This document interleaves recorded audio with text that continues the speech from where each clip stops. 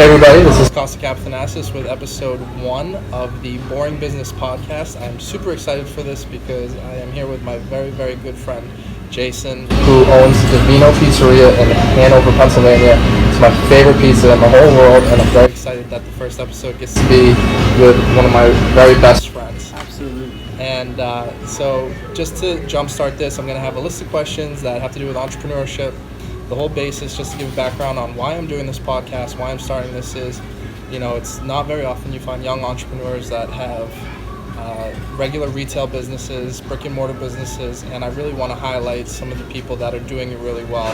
So, Jason, thanks for doing this with me, obviously. Of course. I'm going to start every single podcast off with the same question. At what point did you know you could not work for someone else? Ooh. It was probably on a Friday night. You know the specific date. Yeah, it was on a Friday night. I'm busting butt, and I'm just like, I don't want to be doing this for anybody else right now. If I'm gonna be working this hard, I can't be doing it. And then you get yelled at for making one mistake out of 1,000 things, and it's just like, you know what? I'd just rather be the guy doing the yelling. So when did you first open Divino's? 2015, December 31st. And what made you? What was the toughest decision before you opened it? What triggered you to pick Hanover? What triggered you to go into the space that we're currently sitting? How did those decisions happen? And how long did it take you to get to those decisions? So I made the decision in August that I wanted to do my own thing, have my own place, and I was working for a good friend out in Shrewsbury, and he told me about coming here, and we would drive past here every so often, and I stopped in, and we're peeking in the windows, and it just so happened that the landlord was walking by, and it kind of just happened pretty quickly. I signed the lease November 2nd, and then it took us 2 months. What were your feelings about the lease? Because me personally, as an entrepreneur, the lease is always my biggest. Yes, fear. It's one of it is a fear because it's a huge risk, and when you don't have an established business, for those of you who have never done a commercial lease, you have to sign a personal guarantee. Unless you have a really either naive or first-time landlord, you're going to sign a personal guarantee. So the lease is a big deal, and that's why I asked Jason. What were your thoughts on the lease when you first? For your first business. I was a 20-year-old kid that signed a 5-year lease, so I was pretty nervous. I was real nervous, man. I was adding up the numbers, like, okay, every month, this is how much this is. So every year, times 5 years, this is how much money I owe this guy. I have to make X amount of dollars to even be able to survive, to even be able to unlock the door. So, and it was a good little price tag. The lease is important. The lease is so important. I can't stress that enough for any of you out there looking to start a business. Just make sure you get that lease right. Yeah. Get a couple free months. get as many free. Get as many free months as you can. Yes. Do you remember your first sale? Yeah, I do. It was to a couple of people from right over here at the counseling services. Okay. It was 3 girls. What was it? What pizza was it? It was a pepperoni pizza. Pepperoni pizza. Perfect. Yep, large pepperoni pizza, and they paid with a 50.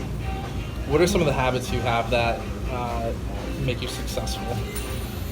Ooh, work. It has to be work ethic. That's so cliche. It is. It's cliche, but you have there's a reason. Yeah, it is, because you have to want to wake up every day.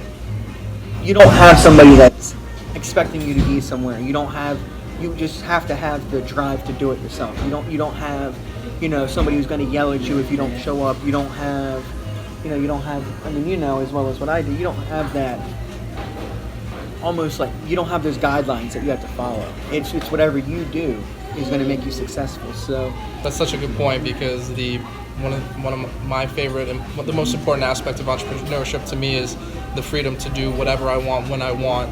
And just because I have that freedom doesn't mean you can utilize it all the time.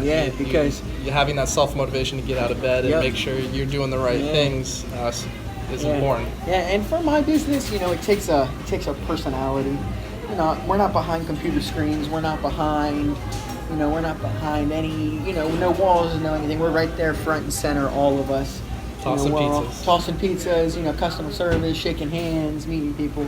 Being a part of the community. Being a part of the community. So we have to have a good personality. If you were just nose in the air, you wouldn't be able to. You could try, but I don't think you'd be very successful. So that leads perfectly into the next question. How do you distinguish yourself from any of the other pizzerias around? I mean, obviously everybody's going to say quality. You ask Fresh anybody, ingredients. fresh ingredients, quality. The same shit everybody else says. But I mean, it's a lot. We're a huge part of the community here. Huge. We do a lot of fundraisers. We do a lot of Facebook community groups. Yes, Facebook community groups are huge. They're very helpful or very hurtful. What's been your biggest mistake so far? I was 20 years old and Didn't get any free rent. didn't get free rent. No, I would say at the beginning I had a lot of family that helped, and because I couldn't pay. It's a good thing and a bad thing. It is, but also, I let owning a business blow my head up tremendously. I was yelling at everybody because, I just thought I was this big Dictator.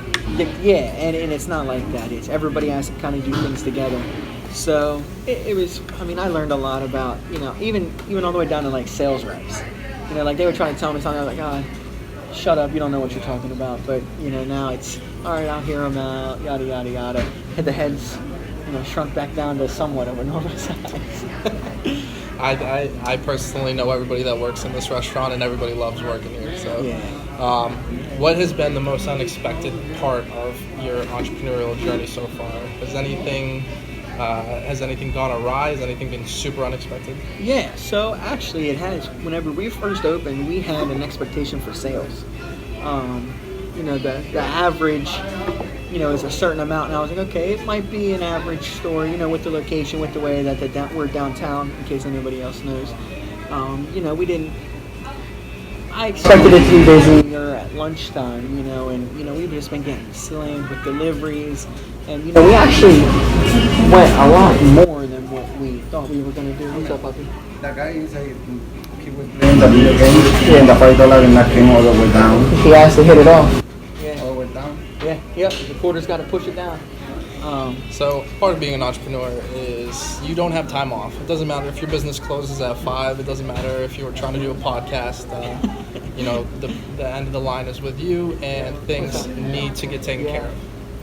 Well, this will work for it. A lady has 28 people. Okay. How many large pizzas should she get?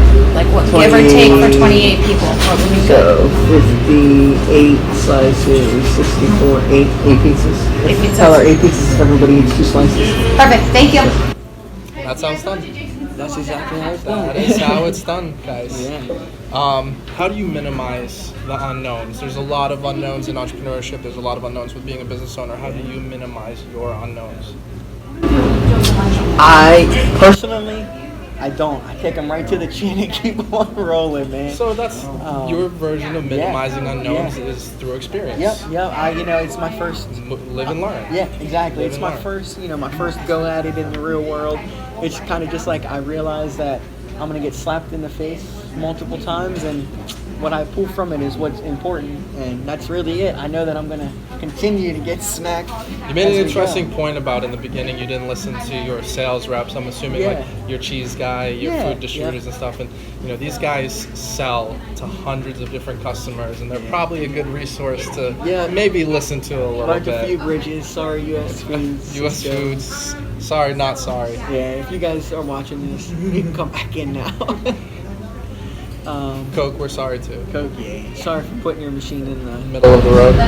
intersection there. But What is and we'll end with this. What is your metric for success as an entrepreneur? I don't know if that means. When would you feel successful? Because it's a journey. It never ends. But when do you think?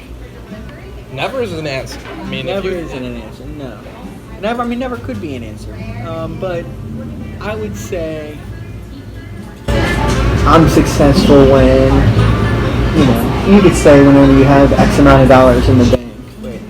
That's an answer too.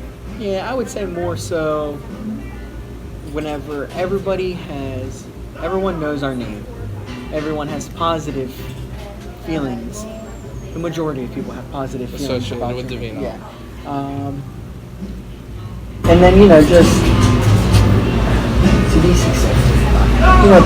People working for you. To me, I measure how successful we are is by how successful the people who work for me are. Because yes, I can say, oh great, I make 6 figures a year. That's great, but how much are the people working for me? How are they struggling feeding their families, or are they good? Are they happy and proud to be working for me? I can say if across the board everyone's happy, then that would be successful. Now, how much do you want is a different question. Do you want 1 store? Do you want 30 stores? And that measure of success, I think, would be all tied into that. How. I think that's a great answer. Yeah. And I want to thank you for doing this first episode. This is super exciting. I hope anyone who listens to this gets inspired. What is this? One of my favorite people in the whole damn world. Absolutely. Last thing, any advice for anyone who wants to be an entrepreneur? What is it? What would you do? What would you say? Any Don't advice? do it. Don't do it. Just kidding. I would say be prepared to work. You're not like we mentioned earlier. You're never off. I'm doing a 10, 15-minute podcast, and you see the interruptions. You don't have just time. Be prepared. Yeah, be prepared for anything. That would be the biggest thing. What outlets is this All going right, to be brother. on? Just Let me go ahead and cut this.